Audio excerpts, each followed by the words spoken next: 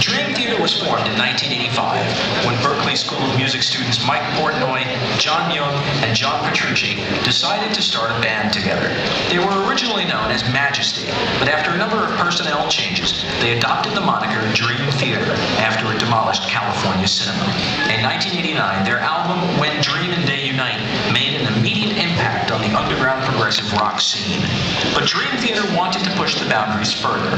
The group signed to Atco and recorded 1992's groundbreaking Images and Words, featuring the hit Pull Me Under. The album introduced Dream Theater to hordes of new fans that continue to support the band to this day. Many more fine albums followed, including 1994's Awake, 1997's Falling Into Infinity, 1999's Scenes from a Memory, and in 2001, Live Scenes from New York. Personnel changes and label turnover has sometimes shaken the group, but has never truly deflected this visionary band from its musical path. The Long Island Music Hall of Fame proudly welcomes Dream Theater into the inducted class of 2010.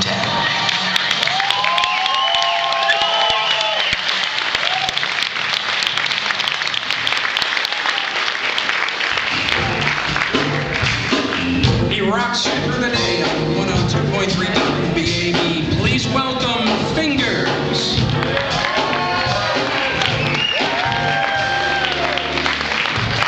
Rock and roll. How's everybody doing? Good.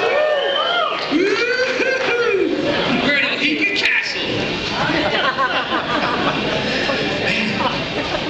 You know, when I was a child, I got turned on to music through my mom cranking out tunes from the radio and the phonograph, and my dad giving me quarters at the bar to go play the jukebox while he finished his drink. And by the time I was 7, I knew what I wanted to do. I wanted to be a DJ on the radio. I wanted to turn people onto music, because I just thought, how cool is that? You go on the radio and you turn people onto all different kinds of music. And in 1983, WBAB's PD at the time and Hall of Fame alumni Bob Buckman gave me the green light to produce a show called Fingers Metal Shop.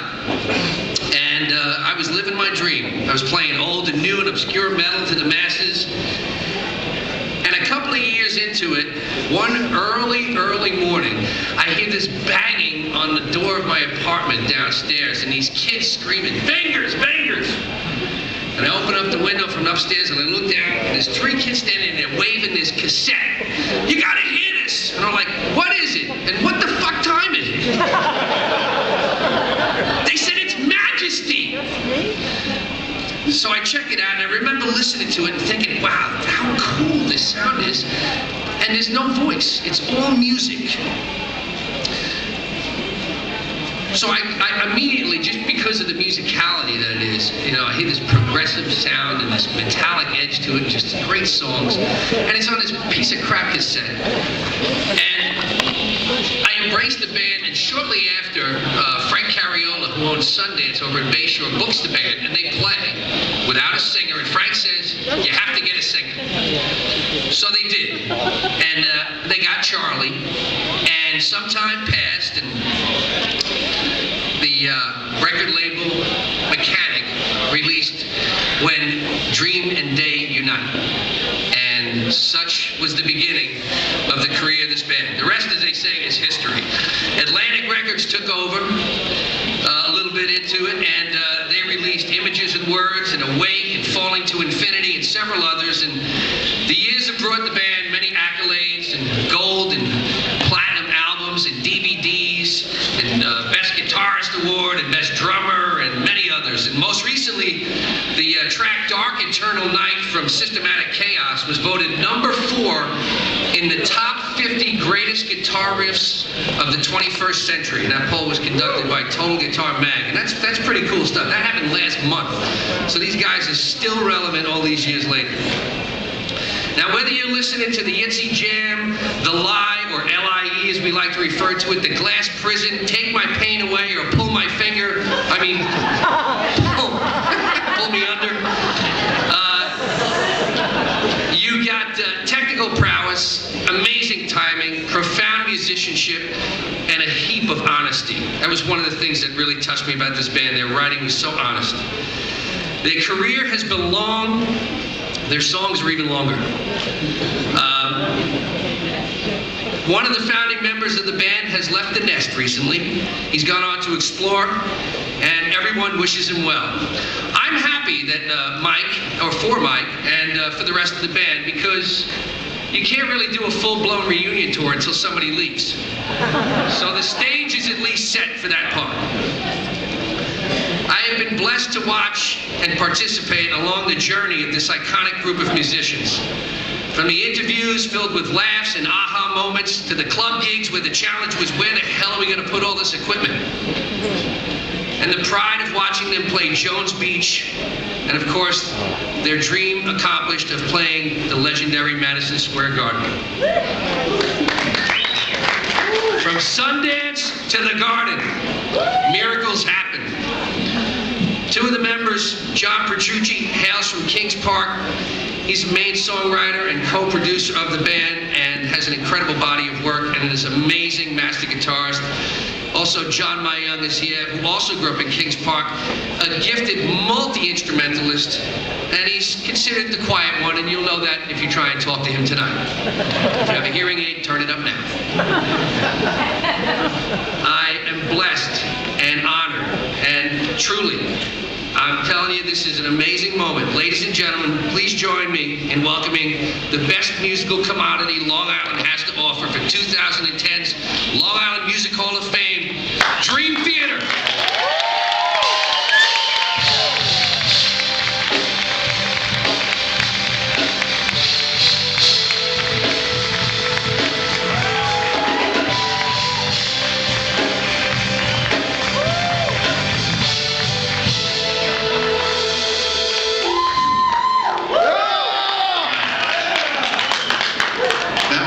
By the way, we are looking for a drummer.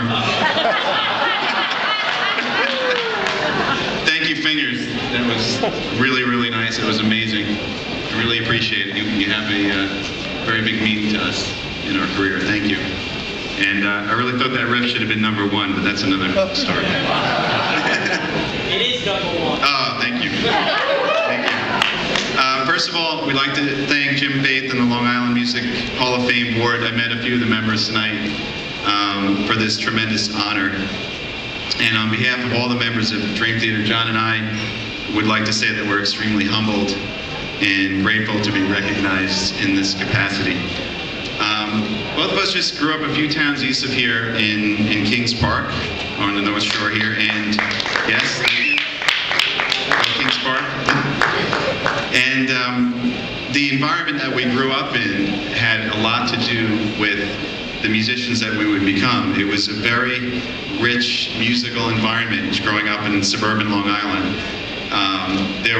There were tons of battles of the bands that we were in. We played backyard parties all the time. And it helped us to just cultivate, our music and develop our craft. And I mean, John and I would just, take shopping carts and wheel our amplifiers and guitars to each other's houses, and that's how we did it.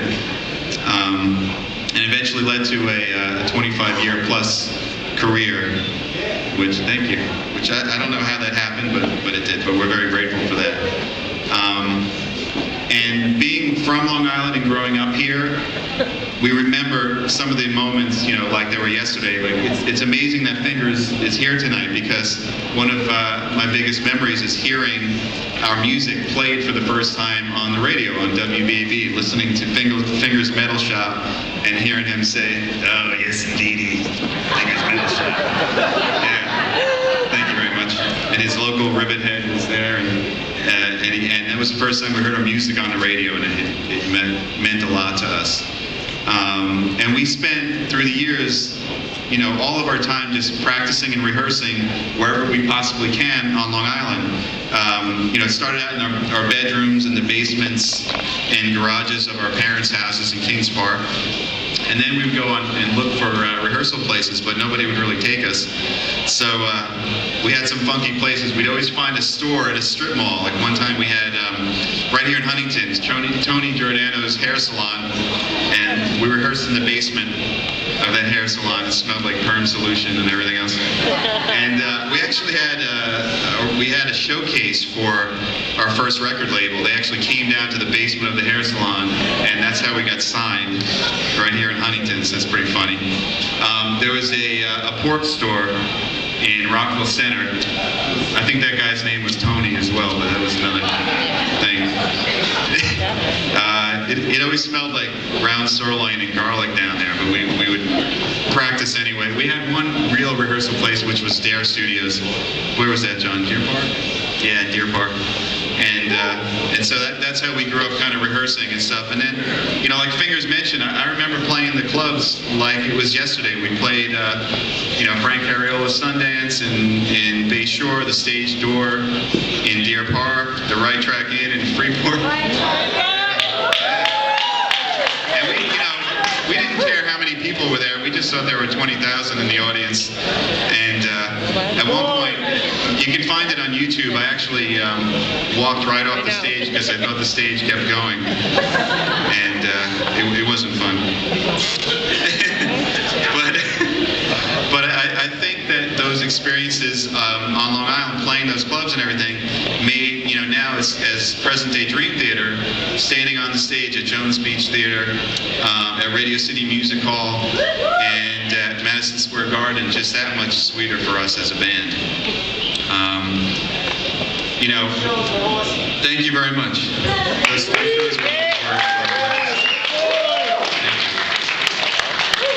and another big part of us growing up and our musical influences were all of the bands that we got to see growing up. Like I remember seeing George Cintron play guitar at remember that? At the Third Rail in St. James, and thinking, oh man, I really want to do that. We'd go to Carol's Place in Island Park and see the band Primo, see Dean Brown and Skylar Deal, just like blow our minds. We'd see Zebra play, of course. I remember watching them just right on the beach playing. And we missed the Dregs at my father's place, unfortunately, but I heard that was awesome too. But there was so much great music for us to be influenced by. And it's also great that Fingers is here, because I think if we grew up somewhere else in the country, we might not have had the same influences of music that we heard on the radio. I mean, for us, we'd hear Rush, we'd hear Yes, ELP, Iron Maiden, Ozzy, Metallica, all that stuff. And as young musicians, that really kind of just soaked into us, and that would be a big part of the style of music that we would eventually write. So, just in closing, I'd just like to thank some of the people that helped us along the way. Our great manager, Frank Solomon, who has such an unselfish dedication. He's awesome. He has such a passion for what we do. Thank you, Frank. And the man responsible for getting us into all those great venues, who's also being inducted tonight, Mr. Steve Martin, our booking agent. Am I pointing to the right place? Thank you, Steve, so much. And our business manager, Rob Shore, has been with us from the very beginning. Thank you. To our record label, Roadrunner Records, and to all of our families for their love and support. They don't really get to see as much of us as we'd all like to. And last but not least, our great, incredible fans all around the world.